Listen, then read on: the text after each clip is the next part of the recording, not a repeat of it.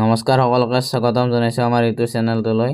আজি আমি অসম পুলিচ ABUBত আহি থকা মেথছৰ কিছুমান প্ৰশ্ন আলোচনা কৰিম। এনেকুৱা ধৰণৰ প্ৰশ্ন যোৱা বছৰ ABUBৰ পৰীক্ষাৰ লগতে ADREতো অহা দেখিবলৈ পোৱা গৈছে আৰু আগন্তুক পৰীক্ষাৰ বাবে এনেকুৱা ধৰণৰ প্ৰশ্ন অতিকৈ ইম্পৰ্টেণ্ট হয়। তো আপোনালোকে ভিডিঅ'টো শেষলৈকে চাব বুলি আমাৰ আশা থাকিল। আহক আজি আমি আৰম্ভ। আমাৰ প্ৰথম প্ৰশ্নটো হৈছে দুটা সংখ্যাৰ যোগফল 100 আৰু সিহঁতৰ পাৰ্থক্য 60, তেন্তে সৰু সংখ্যাটো উলিওৱা। অপশ্যন এ দি আছে 15, অপশ্যন বি দি আছে 20, অপশ্যন চি দি আছে 25, অপশ্যন ডি দি আছে 12।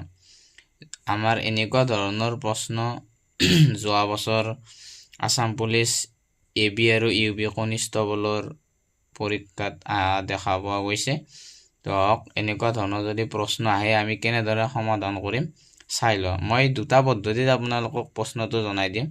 এটা অকণমান দীঘলীয়া প্ৰচেছ যিটো আমাৰ সাধাৰণ পদ্ধতি, আৰু এটা মই আপোনালোকক শ্বৰ্ট ট্ৰিক দি দিম যাতে আপুনি অতি সোনকালে প্ৰশ্নটোৰ উত্তৰ কৰিব পাৰে। আহক আমি প্ৰশ্নটো সমাধান কৰোঁ। প্ৰথমতে মই বুজাই দি আছোঁ।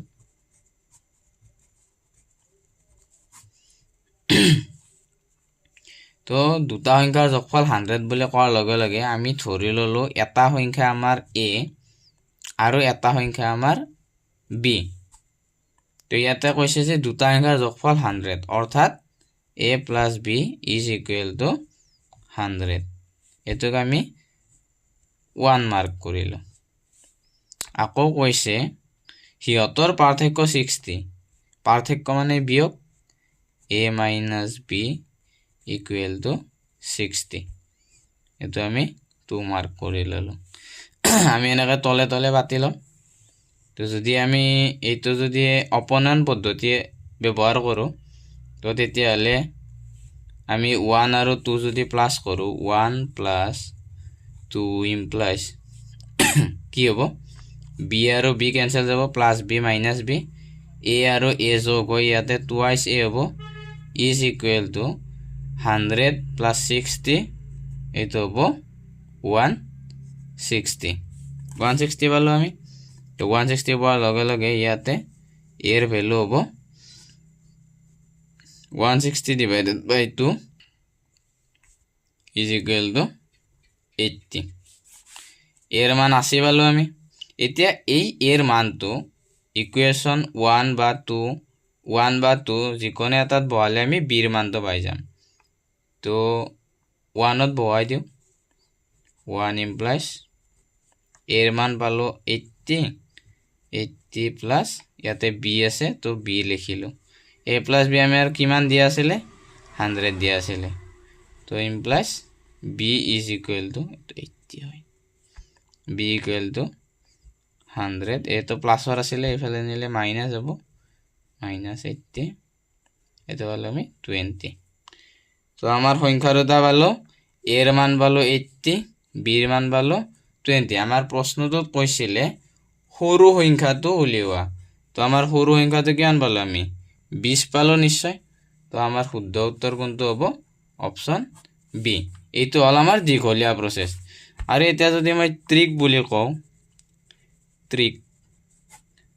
ট্ৰিকটো হৈছে আমি প্ৰশ্নটো দেখিলোঁ যে দুটা সংখ্যাৰ যোগফল 100 আৰু সিহঁতৰ পাৰ্থক্য 60। তো ইয়াতে 100 লিখিলোঁ, এইফালে 60 লিখিলোঁ। যদি কয় ডাঙৰ সংখ্যাটো উলিওৱা, ইয়াতে সৰু সংখ্যাৰ কথা কৈছে, যদি কয় ডাঙৰ সংখ্যাটো উলিওৱা, ডাঙৰ সংখ্যাটো উলিয়াব বুলি ক'লে আমি লিখিম কি 100 প্লাছ 60 ডিভাইডেড বাই 2। এইটো হ'ব আমাৰ বিগ বুলি লিখি দিছোঁ, ডাঙৰ সংখ্যাটো মানে।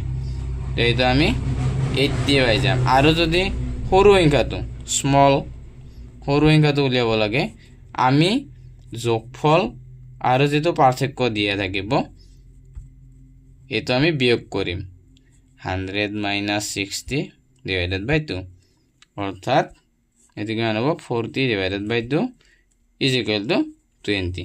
এইটো হ'ল আমাৰ শ্বৰ্ট ট্ৰিক। মাত্ৰ আপোনালোকে 10 ছেকেণ্ডৰ ভিতৰতে সমাধান কৰিব পাৰিব। এইবাৰ আমি নেক্সট কুৱেশ্যনটোলৈ। নেক্সট প্ৰশ্নটো হৈছে তলৰ কোনটো ভগ্নাংশ আটাইতকৈ সৰু, 3/5, 5/6, 2/3, 4/5 এনেকুৱা ধৰণৰ প্ৰশ্ন যোৱা বছৰ অসম আৰক্ষী পৰীক্ষাত আহিবলৈ দেখা পোৱা গৈছে তো এনেকুৱা যদি ভগ্নাংশৰ প্ৰশ্ন আহে আৰু আটাইতকৈ সৰু বা ডাঙৰটো উলিয়াব দিয়ে তো তাৰ কাৰণে আমি কি কৰিম তো আমি প্ৰথমতে 3/5 5/6 2/3 4/5 এনেকুৱাকৈ লিখি ল'ম লিখি লৈ আমি ইয়াৰ পৰা আমি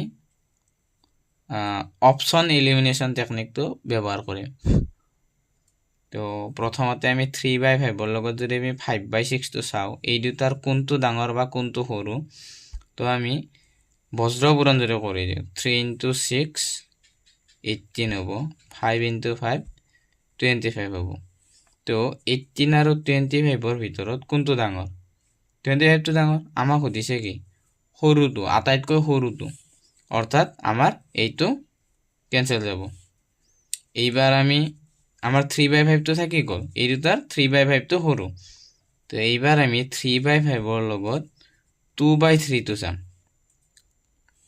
3/5ৰ লগত 2/3 টো আমি চাম তো 3 × 3 9 5 × 2 10 পালো 9 আৰু 10ৰ কোনটো ডাঙৰ 10টো ডাঙৰ তো আমাৰ এইটো কেনসেল যাব আমাৰ এইটো আকৌ ৰৈ যাব 3/5 টো এবাৰ আমি 3/5ৰ লগত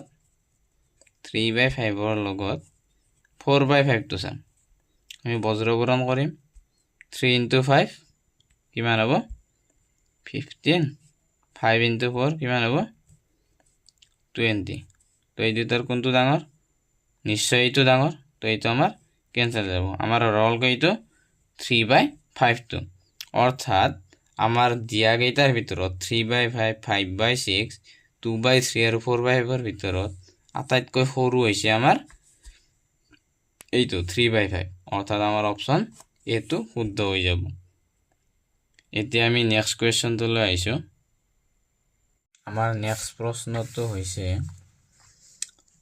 800 টকা লিখা মূল্যৰ এটা বেগ 600 টকাত বিক্ৰী কৰিলে ৰেহাই শতাংশ উলিওৱা অপশন এ দি আছে 15%, বি দি আছে 20%, সি দি আছে 50%, ডি দি আছে 25%।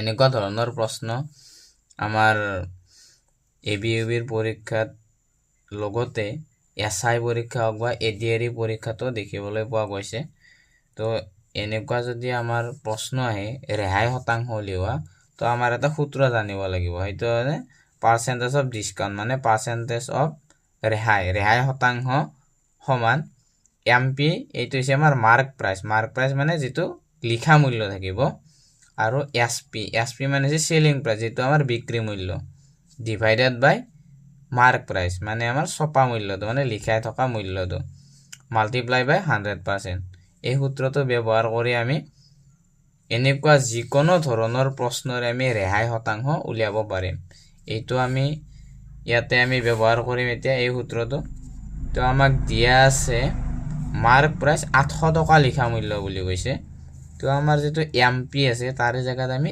800 টো ব্যৱহাৰ কৰিম 800 লিখিলো এসপি মানে সেলিং প্ৰাইস এটা বেগ 600 টাকাত বিক্ৰি কৰিলে 600 তো সেলিং প্রাইস মানে বিক্রি মূল্য তো আমি 600 তো ইয়াত লিখিলো ইনটু 100% তো এইটো আমাৰ কি হ'ব 8 পৰা 600 গলে 200 divided by 800 into 100% এই শূন্য কাটিলো 2 ৰে 8 আমি কাটি দিলো এইটো আমাৰ কিমান হ'ব